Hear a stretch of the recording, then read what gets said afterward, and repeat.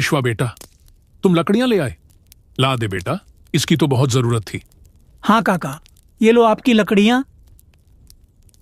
लेकिन बेटा, मैं आज तुम्हें इन लकड़ियों के पैसे नहीं दे पाऊंगा। अभी बेटे ने शहर से पैसे नहीं भेजे हैं। कोई बात नहीं काका, जब आपके पास पैसे आ जाए तब दे देना। तू सदा खुश रहे बेटा, भगवान हमेशा तुझ खुश रहे।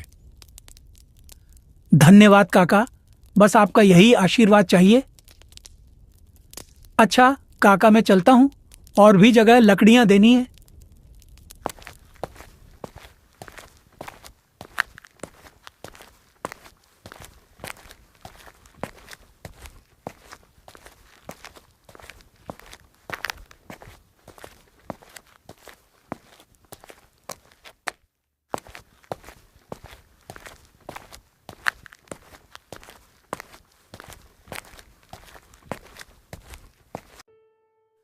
मनोहर चाचा, ओ मनोहर चाचा, लकड़ियां लाया हूं।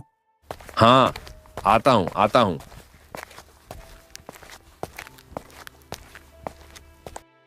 चाचा, ये लो आपकी लकड़ियां। अरे विश्वा, आज थोड़ी ज्यादा लकड़ियां चाहिए। ठीक है चाचा, अभी देता हूं। ये लो चाचा, आपकी बाकी की लकड़ियां। ठीक है, ये लो बेटा इसके पैसे। और हाँ, कल और लकड़ियां लेते आना, सुना है इस साल कड़ाके की ठंड पड़ने वाली है। ठीक है चाचा, मैं लेता आऊंगा।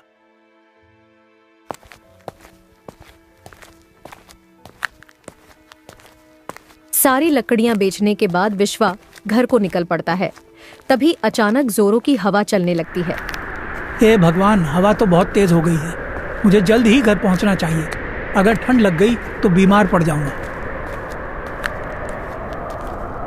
हे भगवान, बस किसी तरह घर पहुंच जाऊं तो इस ठंड भरी हवा से बच जाऊं।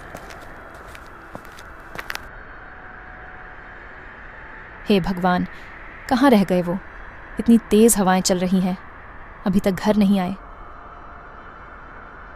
मैंने कितनी बार कहा है उन्हें कि घर जल्दी आ जाया करिए, ठंड का समय है, लेकिन वह है कि मेरी बात सुनते ही नहीं।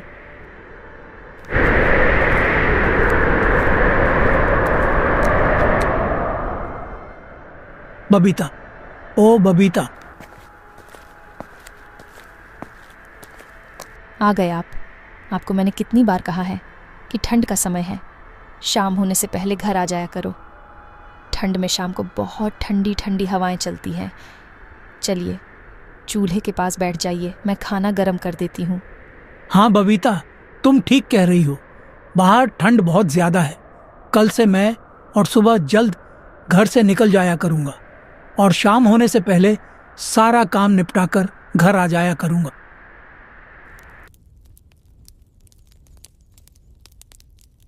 बबीता, वह मोटा वाला कंबल निकाल देना। ठंड बढ़ गई है ना, तो बिना कंबल की रात नहीं कटेगी। जी हाँ, आप खाना खा लीजिए, मैं अभी निकाल देती हूँ। इस तरह विश्वा का परिवार उस रात खाना खाकर सो जाता है। लोग अपने घरों में आग जलाकर किसी तरह ठंड की रात गुजार रहे थे।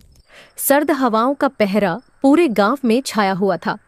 ठंड का ऐसा नजारा अक्सर दिसंबर के महीने में देखने को मिलता था।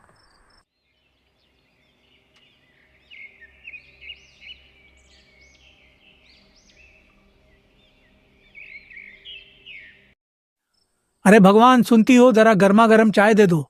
चाय पीकर मैं काम पर निकलूं। हाँ बस अभी लाई। ये लीजिए आपकी चाय। अच्छा बबीता, तो मैं निकलता हूँ। विश्वा घर से निकल जाता है। हे भगवान, बाहर तो बहुत ठंड है। जल्दी से जंगलों के लिए निकल जाता हूँ, तभी शाम होने से पहले घर आ पाऊंगा।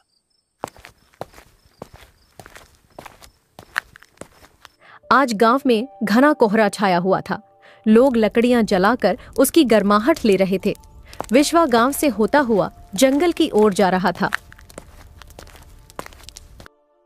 विश्वा भाई, लकड़ियां लेने जा रहे हो? हाँ भाई, वही जा रहा हूँ। अरे भाई, मैंने सुना है कि इस बार कड़ाके की ठंड पड़ने वाली है। मौसम विभाग का कहना है कि इस बार ठंड का एक अलग ही रूप देखने को मिलेगा। इसीलिए ठंड की पहले से ही तैयारी करके रखो।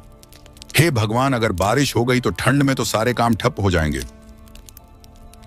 क्या भाई तुम सच कह रहे हो? अगर ऐसा हुआ तो सबसे पहले मेरा ही काम खत्म हो जाएगा।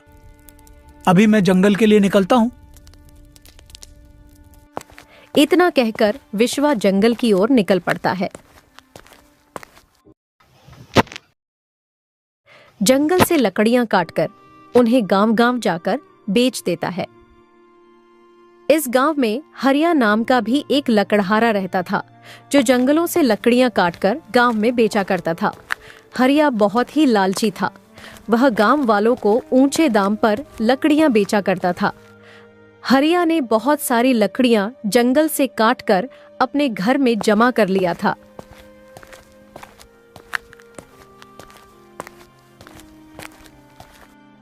अरे, आप इतनी सारी लकड़ियां केवल जमा करे जा रहे हैं। इसे गांव में जाकर बेच क्यों नहीं आते? अरे चंदा, तुम बस देखती जाओ। कुछ दिन में ही गांव में बारिश होने वाली है। उस समय जंगल की सारी लकड़ियां गीली हो जाएंगी। बस इसी मौके का फायदा हमें उठाना है। तब मैं लकड़ियों को ऊंचे दाम पर बेचूंगा। जी, मेरी बात मानिए, तो ऐसा करना सही नहीं है। अरे अब तुम मुझे मत सिखाओ क्या सही है और क्या गलत। हरिया अपनी पत्नी को तो उस समय चुप करवा देता है और अपनी लकड़ियां बेचने के लिए सही वक्त का इंतजार करता है। वहीं दूसरी तरफ विश्वा गांव-गांव में लकड़ियां बेचकर घर आ जाता है।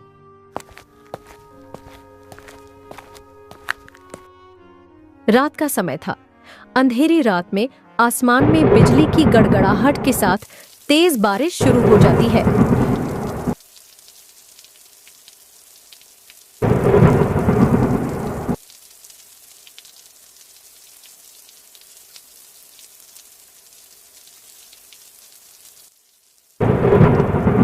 कड़कती बिजली की आवाज से विश्वा की आंखें खुल जाती हैं। उसने दरवाजे के पास जाकर देखा। हे भगवान, ये तो बहुत जोरों की बारिश हो रही है।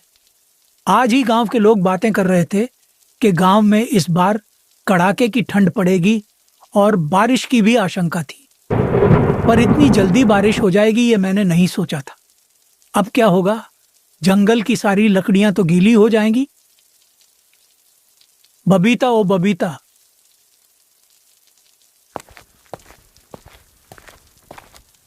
जी, क्या हुआ? ये देखो बबीता, जोरदार बारिश शुरू हो गई है। हाँ, बहुत जोरदार की बारिश हो रही है। इतनी तेज बारिश तो कभी नहीं हुई। हवा भी बहुत जोरों की चल रही है। चलिए अंदर वाले कमरे में चलते हैं। यहाँ ज्यादा देर रहे तो ठंड से बीमार पड़ जाएंगे। अब क्या होगा? जंगल की सारी लकड़ियां तो गीली हो जाएंगी। जी, आप चिंता मत कीजिए। ठंड की पहली बारिश है, सुबह तक बंद हो जाएगी। ऐसा सोचकर वह दोनों सो जाते हैं। पूरी रात बारिश होती रही। बिजली की गड़गड़ाहट की आवाज सुबह तक सुनाई दे रही थी। बारिश थी जो बंद होने का नाम ही नहीं ले रही थी। अरे बबीता, सुबह हो गई लेकिन बारिश अभी तक बंद नहीं हुई। अगर ये बारिश बंद नहीं हुई तो मैं लकड़ियां कैसे बेचूंगा? जी, बारिश तो रात से हो रही है। पूरा गांव बारिश में भीगा हुआ है। ठंडी हवा भी बहुत चल रही है। चलिए अंदर वाले कमरे में चलते हैं। दोनों आग जलाकर वहां बैठ जाते हैं। आग की गर्माहट से कमरा थोड़ा गर्म हुआ, मगर बारिश की वजह से ठंड और भी ज्यादा बढ़ चुकी थी।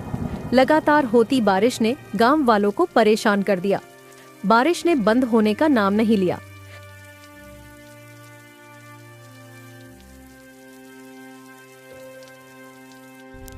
हे भगवान, बस ये आखिरी लकड़ियां ही बची हैं। अब तो लकड़ियां भी नहीं रह गई और यह बारिश तो बंद होने का नाम ही नहीं ले रही है। बबीता के इतना कहते ही बारिश अचानक बंद हो जाती है। बबीता, लगता है भगवान ने तुम्हारी सुन ली। बारिश बंद हो गई। हाँ, बारिश तो बंद हो गई, लेकिन लकड़ियां तो फिर भी नहीं ला पाएंगे। जंगल की लकड़ियां गीली हो गई होंगी। एक काम करते हैं, गांव में सरला काकी से कुछ उपले मांग लाती हूँ। कुछ दिन का तो चल ही जाएगा। बिना आग के इस ठंड में तो बिल्कुल गुजारा नहीं है। इतना कहकर बबीता सरला काकी के घर के लिए निकल जाती है। सरला काकी, ओह सरला काकी, घर में हो क्या? हाँ बिटिया, कहो कैसे आना हुआ इस ठंड में? सरला काकी, वह मुझे कुछ उपलों की ज़रूरत थी।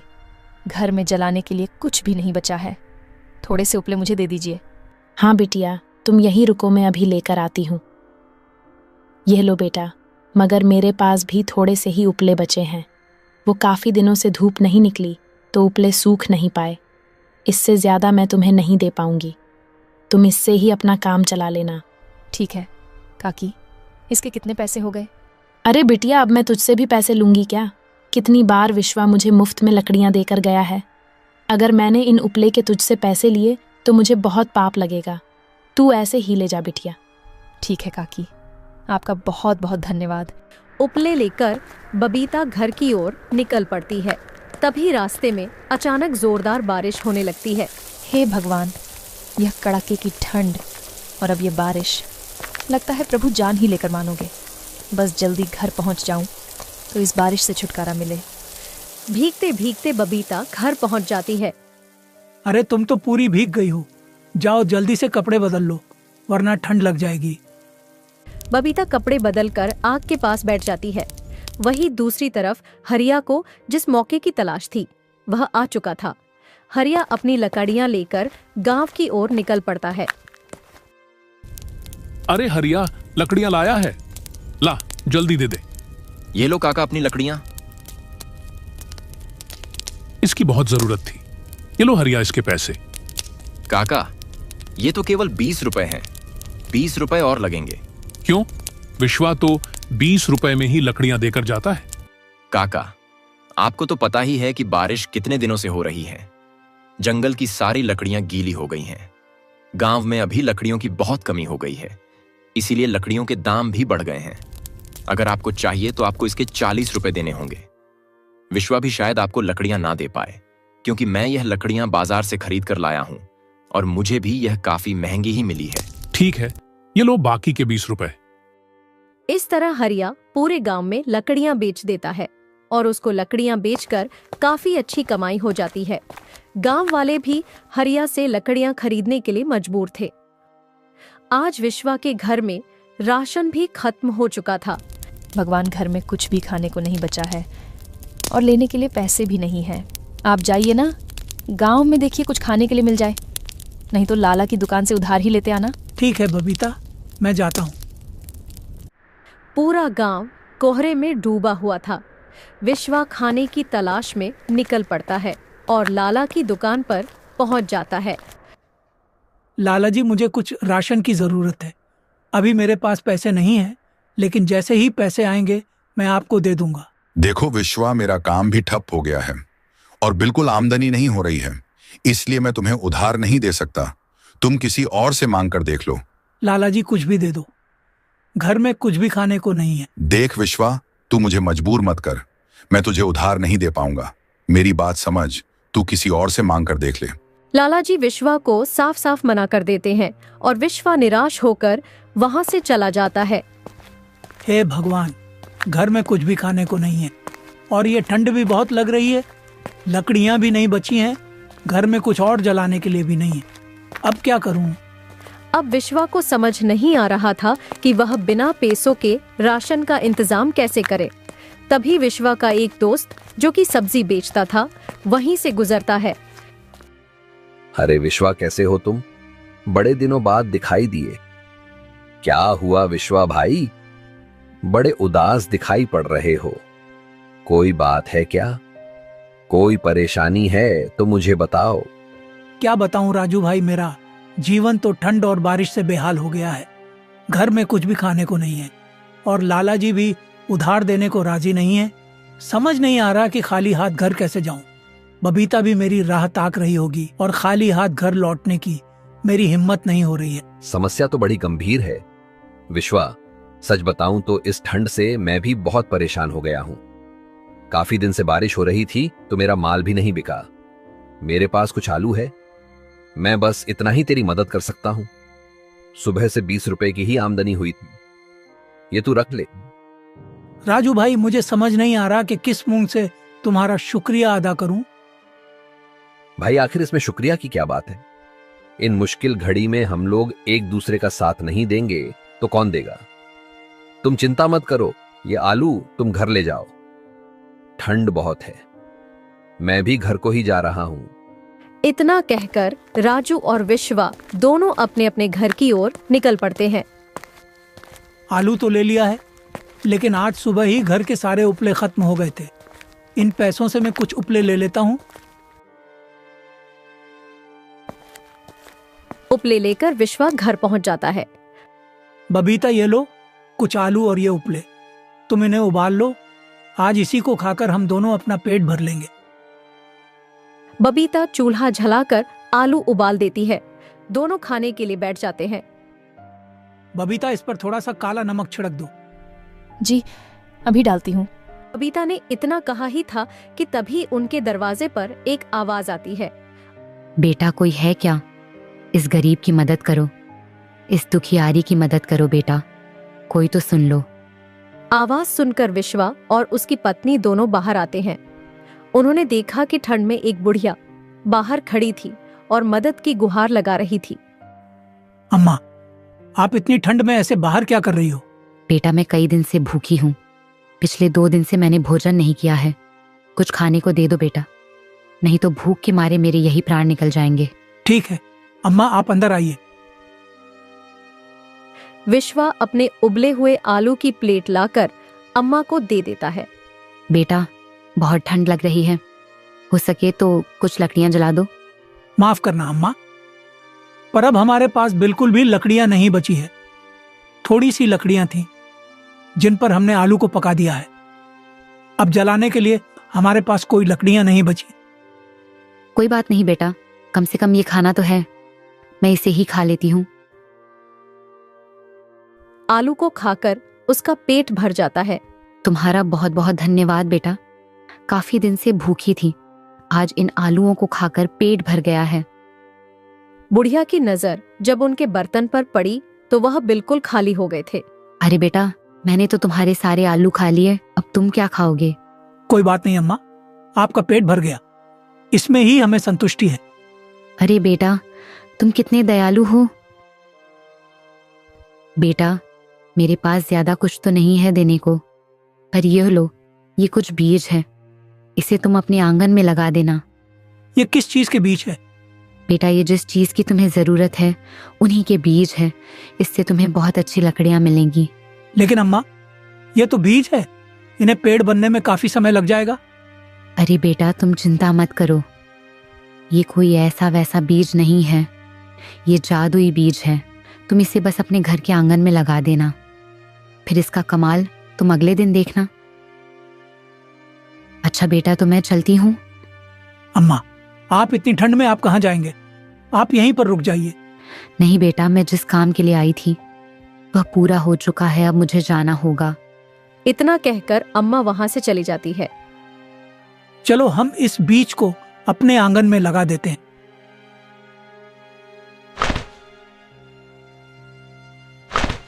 विश्वा उन बीजों को अपने आंगन में लगा देता है।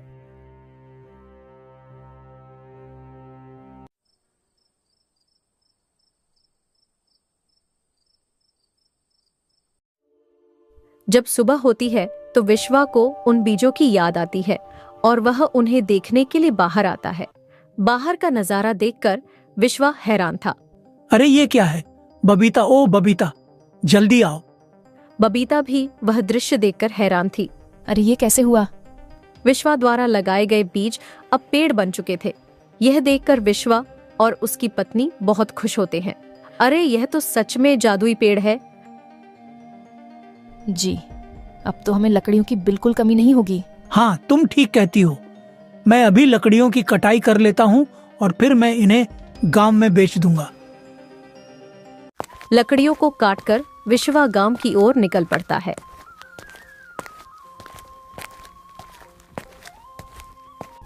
काका, तुम्हारे लिए लकड़ियां लाया हूँ।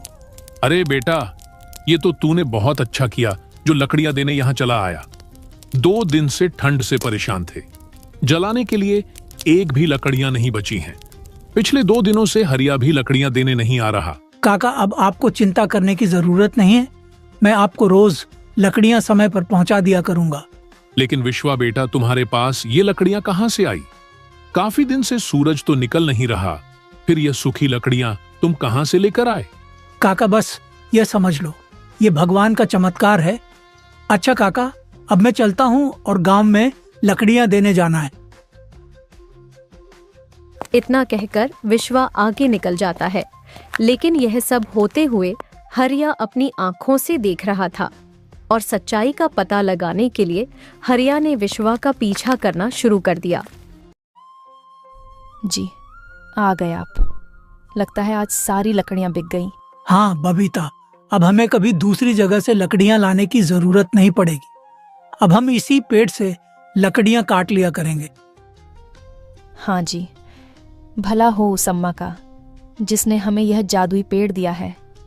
इस पेड़ की लकड़ियां तो कभी खत्म ही नहीं होगी। अब हम इन लकड़ियों को बेचकर अपने घर की स्थिति को ठीक कर लेंगे।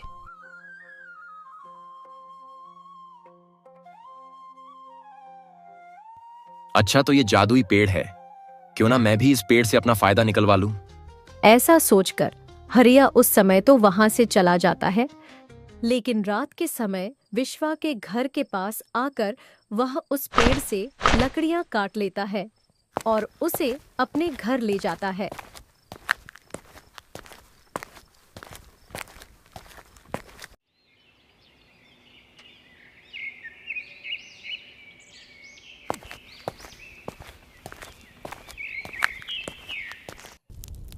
काका, लकड़ियां लाया हूं, बोलो कितनी चाहिए? अरे हरिया, अब मुझे तुम्हारी लकड़ी खरीदने की कोई जरूरत नहीं है। अब विश्वा मुझे समय पर लकड़ियां दे जाता है। तुमने हमारी मजबूरी का बहुत फायदा उठा लिया, लेकिन अब मुझे तुम्हारी लकड़ियों की कोई जरूरत नहीं। काका ने हरिया से लकड़ियां खरीदने के लिए साफ साफ इनकार कर दिया। हरिया गांव के और लोगों के पास भी जाता है और अपनी लकड़ियां बेचने की कोशिश करता है, मगर कोई भी उससे लकड़ियां खरीदना नहीं चाहता था, क्योंकि मजबूरी के समय में हरिया ने उन लोगों का खूब फायदा उठाया था। काफी महंगी दाम पर लकड़ियां बेचकर उसने गांव वालों से खूब मुनाफा कमाया था। हरिया को भी अच्छा सबक मिल चुका था, लेकिन अब उसके पास पछतावे की सिवा और कोई चारा नहीं बचता। किसी गांव का कोई व्यक्ति भी उसे लकड़ियां खरीदना नहीं चाहता था। मजबूरन हरिया को लकड़ी बेचने का काम छोड़कर कोई और दूसरा काम ढूंढना पड़ा। दोस्तों, आपको हमारी यह कहानी कैसी लगी? अपना उत्तर कमेंट बॉक्स में जरूर बताइएगा। हमें आपके कमेंट्स का इंतजार रहेगा। दोस्तों, आप किस तरह की कहानी देखना पसंद करते हैं? आप अपने पसंद हमसे कमेंट के जरिए साझा कर सकते हैं। इससे हमें आपके लिए अच्छी अच्छी कहानियां बनाने में काफी मदद मिलेगी।